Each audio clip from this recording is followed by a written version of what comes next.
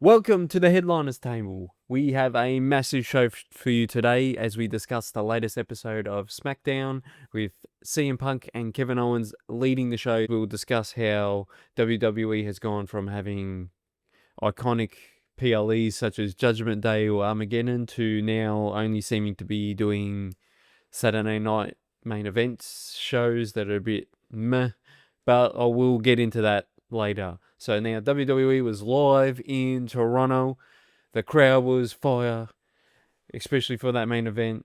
They gave it about a half an hour, including entrances. It was a really great match. Kevin Owens had the great reception, obviously, coming back first time since being out with his neck injury. And before the introductions, it was already heated with them two going at it.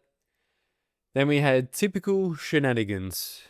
The ref was out for ages, both got pins on each other.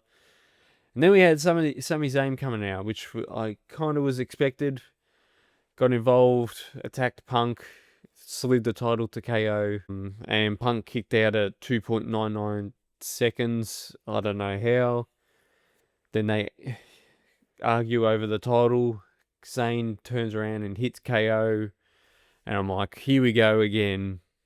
I know we've seen this story over and over. I love the story of KO versus Sami Zayn, but we've seen this. So then CM Punk takes advantage, gives KO the GTS to win. Cop out sort of way to keep CM Punk as champion, in my opinion. Sami, in frustration, turns around, hits CM Punk with the title again. Cleans them both out.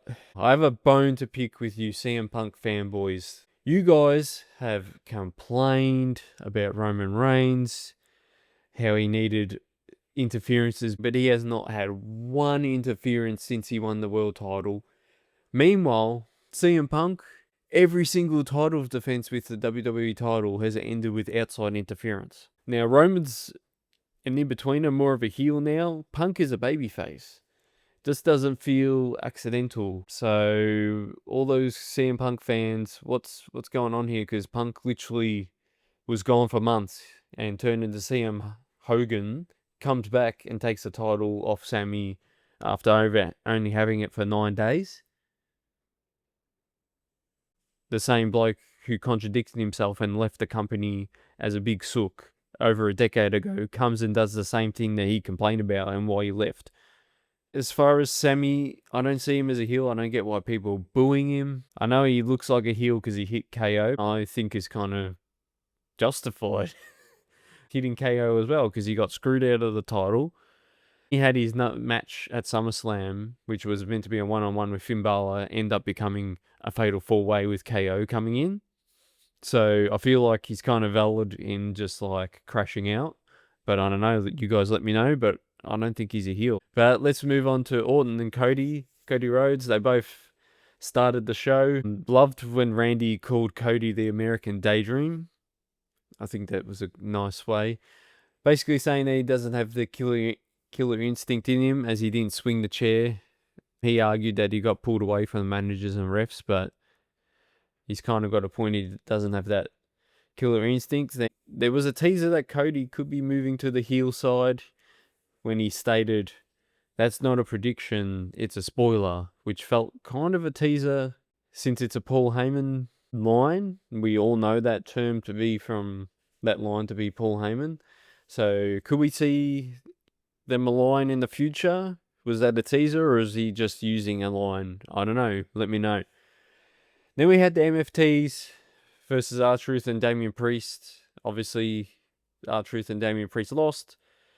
I feel it's time for Priest to go heel and wreck R-Truth as the team has now sort of outlived its day. Time to build Priest up as an individual single star again because they kind of lost momentum here and he's copped too many L's. Now moving on to the women's division, Chelsea tries to make it up with Tiffany after last week and she tells her not to come out for her match and jeopardize what's going on there. As they're walking backstage, then Paige jumps in and challenges for the US title which is strange considering that Tiffy was okay with that. She just lost the title last week and didn't say anything. That's a bit strange. She was like, oh yeah, and kind of supportive. This is what frustrates me with like faces. They just sort of let things go, like they're not competitive. It's like, no, I want the title too. Like, get stuff. I just lost it. I have a chance at a rematch. Where do you get coming in and thinking that you can just have a shot whenever? But later in the night, Tiffy lost to Lush Legend cleanly and then was attacked by her and Nia Jax. Chelsea ran in with a kendo stick to defend her. I'm guessing the injury is still pretty serious because no one has touched her in the ring yet the past few weeks. So I think this was a safe way to have her come in and be involved without getting hit, so having the kendo stick. Then we move on to the Blake Monroe debut. She finally debuted on the show, but it wasn't really a match. She interrupted Giulia's entrance and attacked her in true Glamour fashion.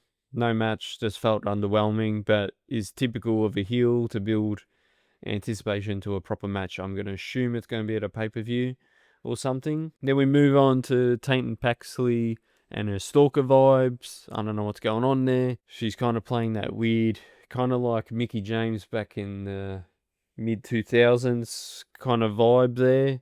Weird Stalker vibes with Charlotte. Then we'll go to the US title scene. We had Trick Williams, the Lemon Pepper Stepper, and in Lil Yachty call out Baron Corbin. Trick obviously wants his title back.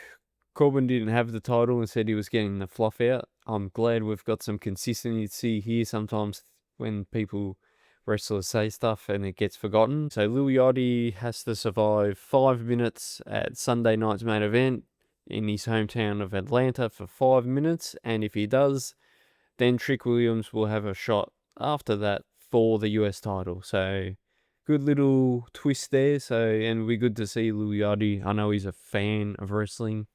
So it'd be good to see what he's obviously been training for a while. So we'll see how good of a wrestler he actually is. And now I want to deep dive into the shift away from iconic PLEs. WWE used to have iconic pay-per-views. People might argue that, but I liked TLC, Extreme Rules, Hell in a Cell, Fastlane, Payback, and No Mercy. We still have Mercy on the rare occasion. Saturday night's main event used to be just a one-off.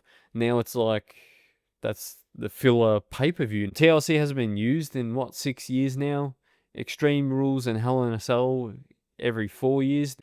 I agree with the Hell in a Cell pay-per-view because the original synopsis of what the Hell in a Cell was that, for example, like what we just saw with Obafemi and Brock Lesnar, the rivalry built up to a point that you have to bring out the toughest of the toughest match to find out who the best guy is. It's got to a point that it needs to end here. That's what the Hell in a Cell match is for. So I understand why they got rid of the pay-per-view, because it was just like they were throwing anyone in because it was like, oh, well, it's a Hell in a Cell pay-per-view, so maybe not so much Hell in a Cell, but I did like the Extreme Rules or TLC back in the day.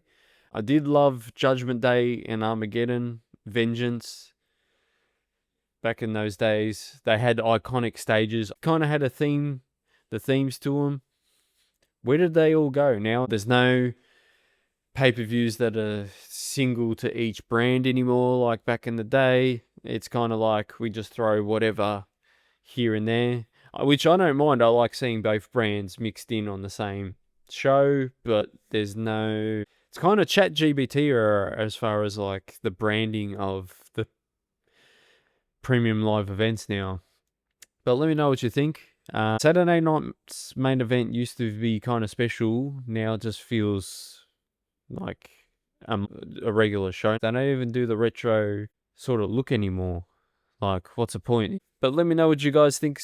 Whether we should bring back a few of those that I said, or maybe you disagree. Hope you enjoyed the show, and I'll catch you guys in the next video.